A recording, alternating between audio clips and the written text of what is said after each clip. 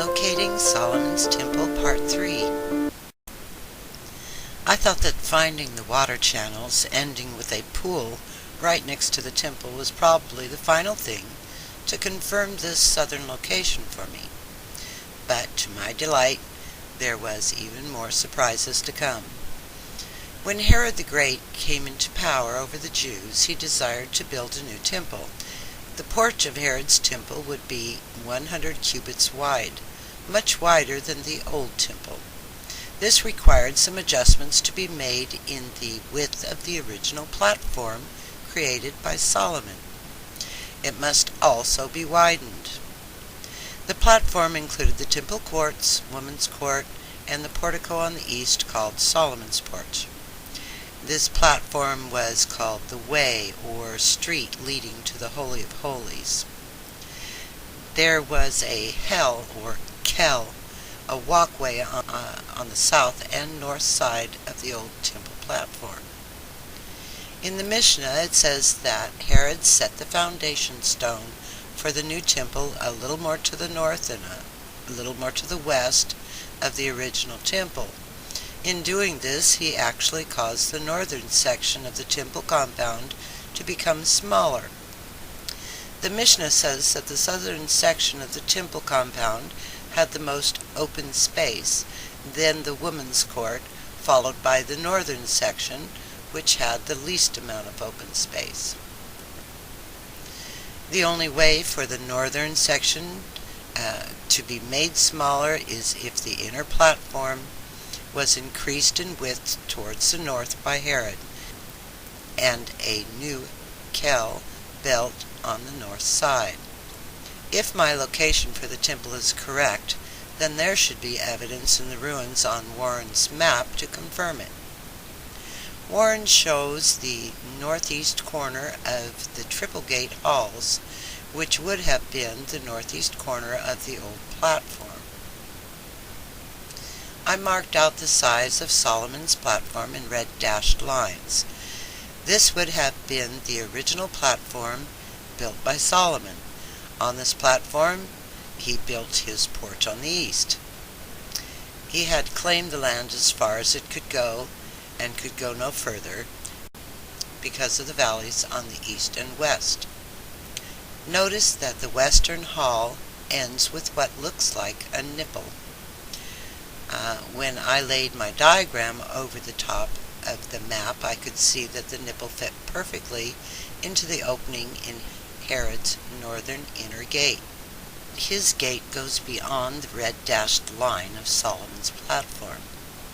To me, this shows that even though the double halls were made after 70 AD, there was still enough of the old ruins of Herod's gate left to indicate an opening that could be dug through. However, Solomon's gates would have been smaller and closer together, along with the 10-cubit wide kel beyond his north inner gate. In this map we can see that Solomon's inner gates and the north and south kel were within the parameters of the old platform. Herod's temple was to be built more to the north, causing the platform and north inner gate to also be rebuilt more to the north. As you can see, Herod's north inner gate was extended beyond Solomon's platform. Plus there must be a kel, a walkway, on the north side of the platform, extending the width of the platform, what appears to be about 20 cubits at a regular Hebrew cubit. Notice that this decreases the northern section of the compound, making it the smallest of the outer courts. Remember that Herod the Great built the temple and upper courts and gates, but the walls of his extended compound were added later by his grandson and great-grandson, and were not totally completed till around 566 AD. This would mean that the old walls of Solomon's temple remained standing for the protection of the new temple.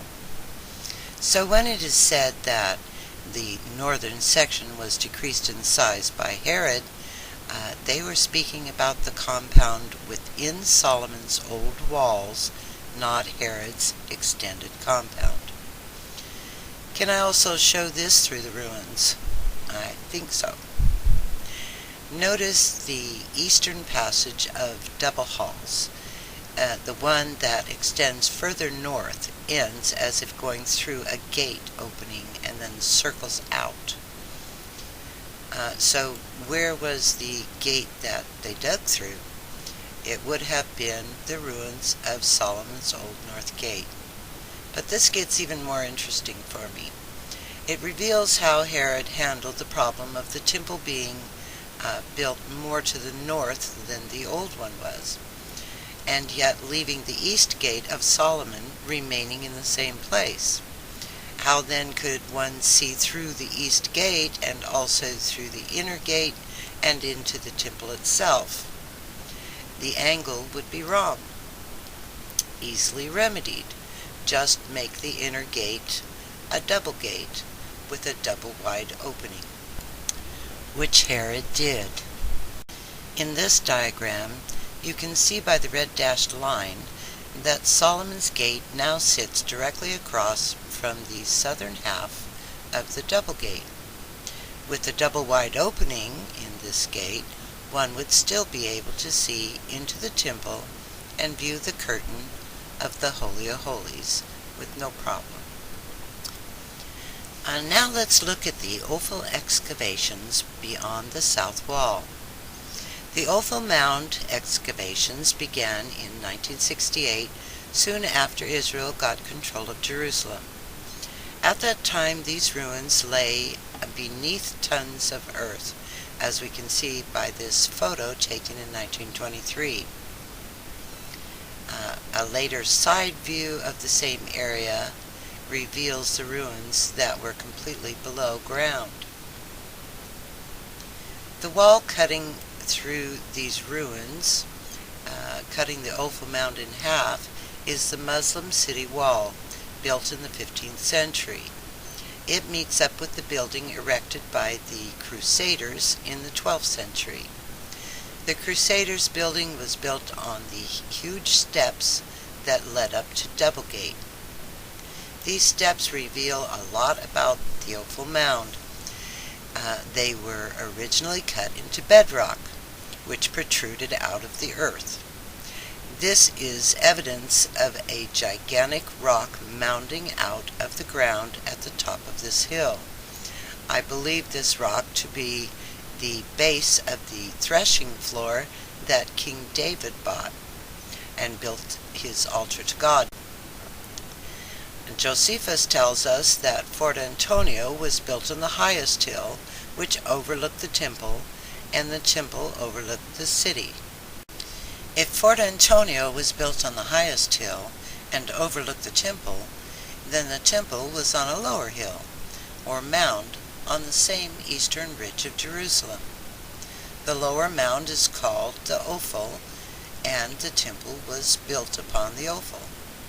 So let's begin this part of the study with the Ophel steps.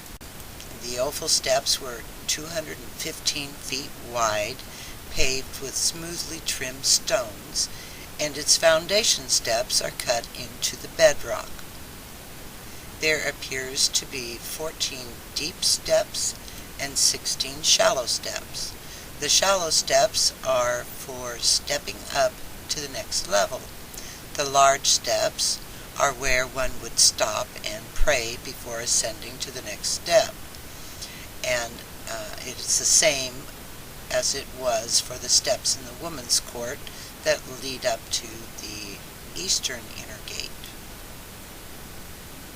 At the top of the steps would then have been a terrace called the Kel, a 15-foot wide walkway which was bounded by the walls of the inner court. According to Josephus, there were 14 steps leading up to the Kel, or terrace. The Crusaders' building hides most of Double Gate and a large part of the western half of the steps and the Kel.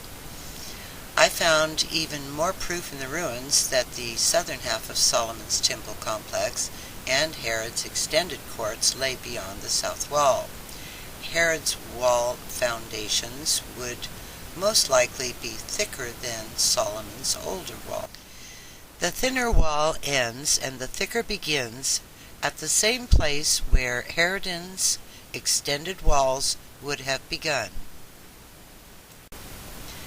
There is no way to know which earthquake in Israel's history caused the twisted mess in the midst of the Ophel Hill ruins, but it seems as though it happened sometime before the Muslims built their new city wall through the center of the ruins. In the picture, I rotated the collapsed area and put things back together a little to get an idea of how it would have looked pre-earthquake. This allowed me to further identify the position of Herod's southern gate, which would have been 600 feet directly across from his northern gate. Once the ruins are adjusted like this, then room for the gate can be seen. The city wall was built right through the center of it all. As near as I can tell, a wall on the other side of the city wall is the other half of the southern gate. Please continue with Locating Solomon's Temple Part 4. Thank you.